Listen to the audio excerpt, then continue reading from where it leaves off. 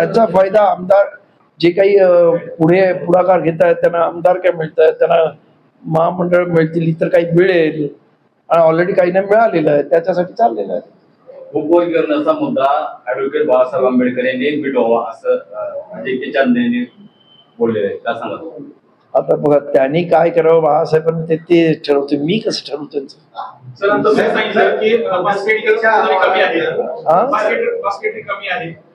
बास्केटमध्ये काहीच नाही जवळपास आता.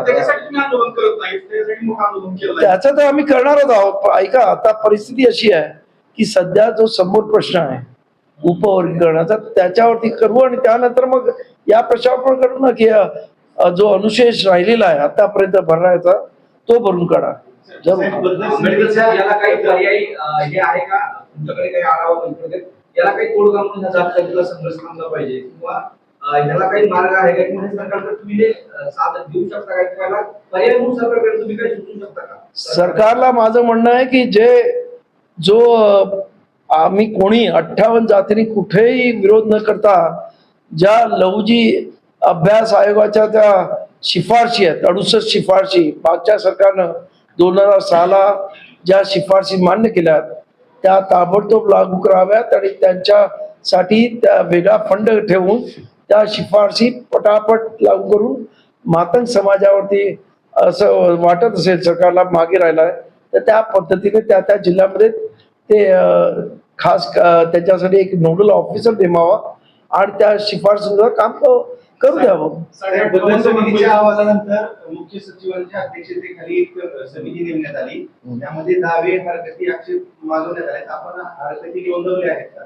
बघा 1,00,000 हरकती नोंदवण्यात आलेल्या आहेत आणि अजूनही त्याचं कुठल्याही प्रकारची हरकतींवर म्हणजे सरकारने असं म्हटलंय की हरकतीवाल्यांना आम्ही बोलून त्यांच्याशी चर्चा होईल, पण अजून एकालाही बोलवण्यात आलेलं नाही. बघा या देशामध्ये चेक अँड बॅलन्स असतं. संसद आणि सुप्रीम कोर्ट याच्यामध्ये चेक आणि बॅलन्स अशा पद्धतीने बाबासाहेबांनी संविधान बनवलेलं आहे. जर संसदेने काही घटनाविरोधी कृत्य केलं तर सुप्रीम कोर्टाने त्याच्यावर आवर घालावी आणि सुप्रीम कोर्टाने काही उलटसुलट निर्णय दिला तर संसदेने कायदा करावा. अशा पद्धतीची बाबासाहेबांनी या संविधानामध्ये सोय करण्यात आलेली आहे. पण नाही, पण त्याच्या पलीकडेही सर्वात वरिष्ठ हे म्हणजे जनता असते, कारण आपण लोकशाहीमध्ये राहतो. जनता सर्वात सुप्रीम असते, लक्षात घ्या. 58 ऐका, नाही आजच्या मोर्चामध्ये नाही, पण कालच्या मोर्चामध्ये मी सांगतो का आज किती जण आले मला माहित नाही. काल आमच्या बरोबर बाबूराव माने होते जे चर्मकार समाजाचे आहेत, त्याचबरोबर संजय खामकर म्हणून चर्मकार समाजाचे होते. त्यानंतर आता मला प्रत्येक ढोर समाजाचे तुम्ही आजचं लोकमत घेतलं सोलापूर आवृत्तीमध्ये किंवा सर्व त्यांची नावं दिसतील.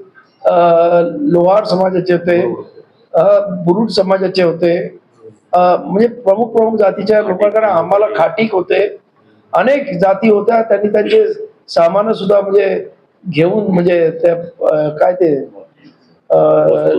वस्तू त्यांनी तयार करतात ते काय ते हा काय वेगळे खडे वगैरे असे काही ते घेऊन ती सर्व मंडळी आली होती. त्यामुळे सर्व जाती आमच्या बरोबर आहेत. आज इथे मी आत्ताच आलोय त्यामुळे नक्की माहिती आहे कोण कोण इथे हजर आहे.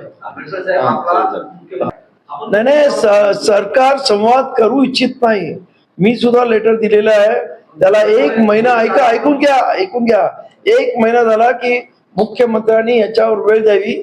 मुख्यमंत्री वेळ द्यायला तयार नाही. 27 आमदारांनी विधानसभेमध्ये त्यांच्याकडे वेळ मागितली, त्या 27 आमदारांना सुद्धा मुख्यमंत्री भेटायला तयार नाही.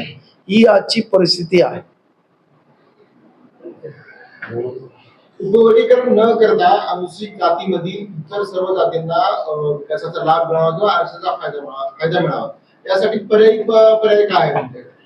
त्याच्यासाठी आता मातंग समाज एकच अनेक असे जाती आहेत जे 0.1% वगैरे आहेत.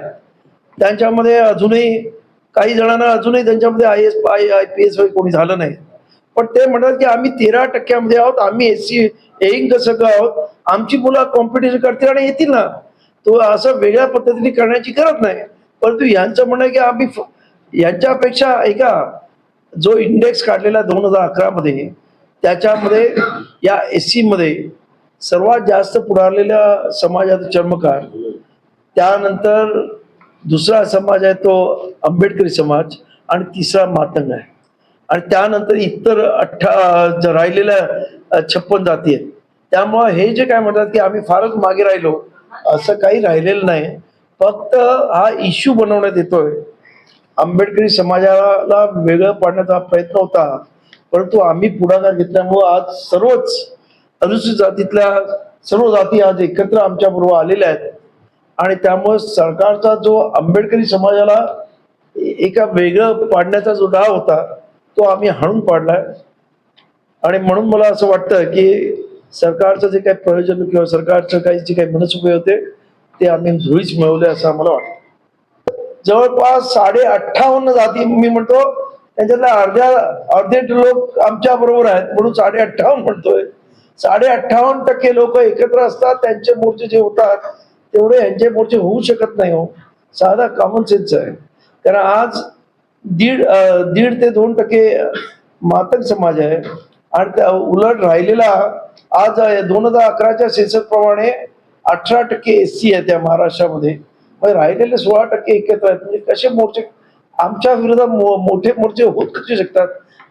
तर त्यामुळं जे काही हे होत आहे त्याला कोण स्पॉन्सर आहे ते तुम्ही शोधक पत्रकारिता आपली करायला पाहिजे असं माझं मत आहे. तुम्ही अनेक दिवस त्यांना बघू द्या ना, त्यांना राज्यात अनेक दिवस झाले तुम्ही मोर्चे काढताय. सरकार नावाच्या यंत्रणेने आपल्याशी संपर्क केलाय का, किंवा आपला काही सरकारशी डायरेक्ट संवाद झालाय का? काय प्रतिसाद सरकारचा मिळतो याच्यावर? सरकारचा बिलकुल प्रतिसाद मिळत नाहीये. एवढंच नव्हे तर 29 पैकी 27 आमदारांनी मुख्यमंत्र्यांना पत्र दिलंय आणि त्यांना चर्चेसाठी आम्हाला बोलवावं म्हणून सांगितलंय. अजूनही 27 SC आमदारांना सुद्धा सरकार बोलवत नाही. एवढं सरकारचं म्हणजे जबरदस्तीने हे उपवरित करण्याचा घाट आहे. पण सरकारला म्हणून तर आम्ही सांगू इच्छितो की सरकार असो किंवा ऐका ना, सुप्रीम कोर्ट असो, सर्वात वरती जनता असते. आणि हे दिल्लीमधल्या जंतर मंतर मध्ये विद्यार्थ्यांनी दाखवून दिलेलं आहे. सर, आपण अन्याय अत्याचार होत नाही, कारण बौद्ध समाज काही मंदिरामध्ये आणि इतर ठिकाणी जात नाही. परंतु मध्यंतरी आपण पाहिलं असेल की लग्नानंतर मातंग समाजाचं एक कुटुंब परभणीमध्ये मंदिरामध्ये हनुमानाच्या मंदिरामध्ये दर्शना गेलं. त्या दोघांने मारलं आणि अख्ख्या गावाने मातंगवाडीवरती बहिष्कार टाकला. शेवटी त्यांना गाव सोडावं लागलं. त्यावेळेस सुद्धा आम्ही सर्व मंडळी त्यांना पुढाकार घेऊन परत गावामध्ये त्यांना हे केलं. त्यामुळे आम्ही त्यांना आमच्या बरोबरीने आमच्या म्हणजे या इथं जेव्हा अन्याय अत्याचार होतो तेव्हा आंबेडकरी समाज हा नेहमीच सर्व जातींसाठी धावून पुढे जातो, किंवा रस्त्यावरच्या लढाईमध्ये पण आंबेडकरी समाजच पुढे असतो. ही सत्य परिस्थिती आहे. त्यामुळं आज काही मंडळी मनुवादाच्या हाताला लागून मातंग आणि हा वाद निर्माण करत आहेत. तो वाद टाळण्याचा आमचा प्रयत्न आहे आणि मला पूर्ण खात्री आहे की तो नक्की टाळला जाईल. आणि आम्ही आज सुद्धा बाबासाहेब आंबेडकरांच्या नामांतराच्या पोचराव कांबळे सारखे शहीद झालेले आमचे मातंग बांधव आहेत. आंबेडकरी चळवळीला ही सर्व मंडळी पूर्वीपासून वाहून घेतलेली आहे. हे आता काही नव्यानं निघालेले आणि मनुवाद्यांच्या हाताला लागलेली जी काही मंडळी आहेत त्यांचाच याला सर्वांना विरोध आहे आणि त्यांनाच हे ऐक्य नको आहे असं आमचं म्हणणं आहे. माझे आमदार